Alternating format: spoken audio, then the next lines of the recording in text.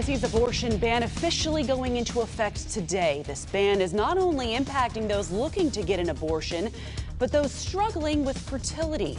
Welcome back to News 2 at 4. I'm Alex Dennis. Well, recent rulings could have a major impact to the IVF and surrogacy community. News 2's Miranda Whittington explains the added implications of this new House bill. Miranda. Now, Alex, the House Bill 2314 was introduced by Representative Bruce Griffey. Now, this bill would seek to extend charges of child abuse, neglect, and child endangerment to an unborn child. But for one Tennessee woman, she's worried about what that means for her and others with embryos created during the IVF process. She was a preemie. 8 years ago, Jackie Carino's daughter was born. I developed a life-threatening condition and had to have an emergency C-section. And after the fact, it was basically determined that me carrying subsequent pregnancies would be a really big risk to my health. But after years of talks, Carino and her husband decided they wanted to continue expanding their family. 3 years ago, we decided to kind of jump into the whole world of IVF and looking at potential surrogacy.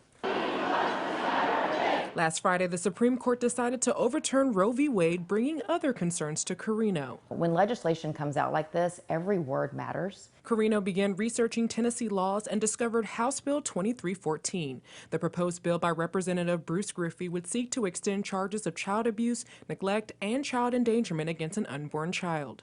It's an intrusion into this most intimate decision. Julie Tate Keith has been practicing law focused on assisted reproductive technology for over 30 years and says this proposed bill could impact many Tennessee families going through IVF or surrogacy. A patient's right to decide this embryo cannot become a baby, that will no longer be their right.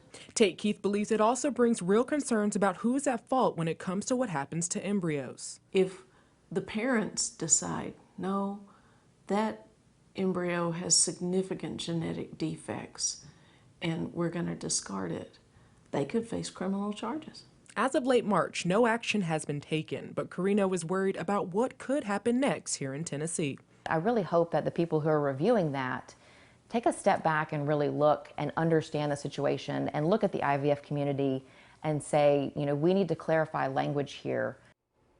Now, I reached out to Representative Griffey to see if he could clarify things with his proposed House bill. He declined to comment, citing he is now a circuit court judge-elect, so he's limited on addressing issues that could be litigated before him, as well as comment on the decisions of other courts. Alex?